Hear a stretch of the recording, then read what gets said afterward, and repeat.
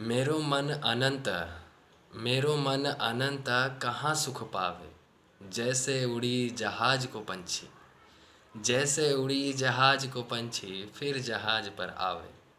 नमस्कार दोस्तों, मेरा नाम आकाश है। फिर से एक नई कविता के साथ आप लोगों के बीच पेश हूँ और आशा है आप सभी लोग स्वस्थ होंगे, तंदुरुस्त होंगे और परम आनंद में सराबोर होंगे।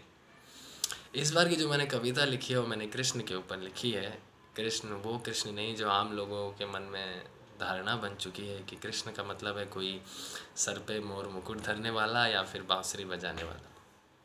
मैं उस कृष्ण की बात कर रहा हूँ जो समय और ऊर्जा से जुड़ी हर चीज़ और समय और ऊर्जा से परे की जितनी भी चीज़ें हैं वो सभी चीज़ें उसी कृष्ण से जन्मी हैं, उसी कृष्ण में खेलती हैं और उसी अंत में उसी कृष्ण में समानी हैं।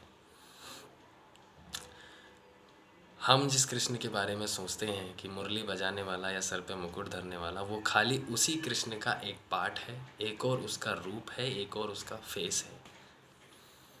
और समस्या तब नहीं होती समस्या तब होती है जब ये सब बातें हमारा अहंकारी या हटीला मन इस चीज़ को स्वीकारता नहीं। जैसे वो इस बात को नहीं स्वीकारता कि हाँ एक दिन मैं मरूंगा, मैं अमृत पी के नहीं आया हूँ। वो इसी तरह वो इस चीज़ को भी कभी नहीं स्वीकारता कि मुझे जन्म देने वाला भी कृष्ण है और अंत में मुझे विलीन भी उसी कृष्ण में होना है। समस्या उस बेचारे की भी नहीं है, हमारे मन की भी है, क्योंकि वो अंधकार से ही अहंकार का जन्म होता है। अगर मैं किसी को कहूँ कि भाई आप अंधकार में हो तो मतलब यही है कि मैं ये कहना चाह रहा हूँ कि आप अहंकार में हो, या अगर मैं ये कहूँ कि आप अहंकार में हो तो भी मतलब यही है कि वो आदमी अहंकार में है। मैं चाहे लाख बकबक करूँ पर मेरी बकबक का कोई असर होने वाला नहीं है, क्योंकि चीज़ें भीतर से अनुभव होती हैं, ना कि बाहर से। और इसीलिए समस्याएं जीवन भर हमारी पीछा करती हैं, क्योंकि हम चीज़ों को बाहर खोज रहे हैं। सुख हो, चाहे वो संतुष्टि हो, चाहे वो कोई भी चीज़ हो, हम उसे बाहर खोजते हैं और इसीलिए तकलीफ़ें हमारी बढ़ती जाती हैं। हमें एक बात ये समझनी चाहिए कि कोई भी चीज़ बाहर नहीं होती है। आप फॉर एग्ज़ाम्पल आप ले लीजिए कि आप अपनी आँखों से कोई चीज़ देख रहे हैं, वो इमेज कहाँ बन रही है? आपकी आँखों के अंदर जो रेटिना है उसके ऊपर वो इमेज बन रही है, वो भी उल्टी बन रही है। सबसे बड़ी कमाल की बात तो देखिए आप कि वो हम ये चीज़ कभी समझ नहीं पाते कि वो उल्टी बन रही है और वो वापस हमारे माइंड के पास मैसेज भेज रही है और माइंड उसको मैन्युफैक्चरिंग कर कर, यानी कि उसको तोड़ मरोड़ कर उसको सीधी करके हमें दिखा रहा है। यानी कि पूरी की पूरी मैन्युफैक्चरिंग जो फैक्ट्री है, जो भी वहाँ चीज़ें बन रही है वो दिमाग में बन रही है। वो दिमाग कहाँ है? वो अंदर है। अगर हमें भूख लग रही है तो हमने कोई बाहर से चीज़ उठाई और उसको अंदर डाली। क्यों डाली? यानी कि भूख अंदर थी। अगर बाहर होती तो हम बाहर डालते ना, लेकिन हमने चीज़ें बाहर से उठाकर अंदर डाली, यानी कि हम जानते हैं कि भूख अंदर है। अगर हम कुछ बोल रहे हैं, जो भी विचार उठ रहे हैं वो हमारे मन के अंदर उठ रहे हैं। वो मन कहाँ है? वो भी तो अंदर ही है। तो वो जो थॉट्स हमारे अंदर चले फिर हमने बोला, वो भी तो अंदर ही थे। तो यानी कि कहीं ना कहीं चीज़ें अंदर ही हैं। और लेकिन ये हमारा हटीला मन और अहंकारी मन इस बात को स्वीकारता नहीं है और चीज़ों को बाहर खोजने लग जाता है, और इसीलिए वो सारा जीवन भटकता है और रोता है। इसीलिए और उसी चीज़ के ऊपर मैंने एक कविता लिखी है कि कृष्ण ही हमारे हर एक चीज़ के जन्मदाता है और उसी में ही सारी चीज़ें विलीन होनी है। तो शुरू की 4 लाइनें बोलूँगा कि सुन रे ए मना, सुन रे ए मना, काहे तू दर दर भटके, देख ज़रा अपने भीतर बाहर से हटके। भज ले तू कृष्ण का नाम ए मना, भज ले तू कृष्ण का नाम ए मना, काहे तू दर दर सर पटके।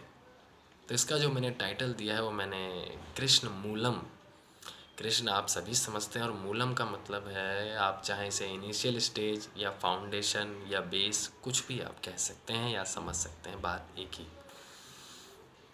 तो शुरू के पहला पैराग्राफ चालू करते हैं कि ये सब कुछ कृष्ण की माया है, ये सब कुछ कृष्ण की माया है, ये सब कुछ उसी ने रचाया है, ये सब कुछ उसी से शुरू और अंत में उसी में समाया है।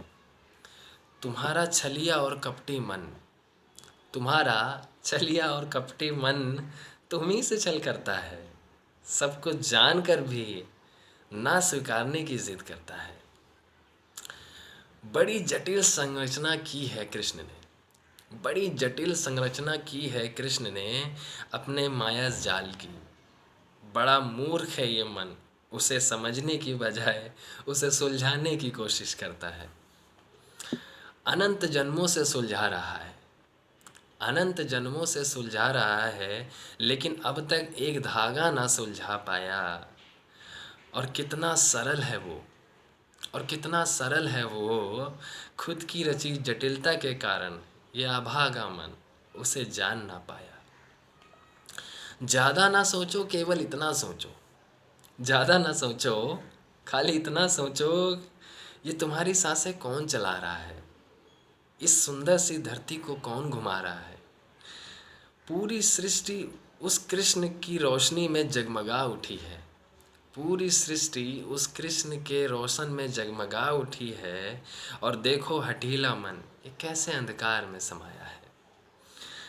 युगों युगों से सुलझा रहा है, युगों युगों से सुलझा रहा है, लेकिन अब तक सुलझा ना पाया। जैसे एक कुत्ता गोल गोल घूम कर थक गया, जैसे एक कुत्ता गोल गोल घूम कर थक गया, लेकिन अब तक अपनी पूंछ ना पकड़ पाया।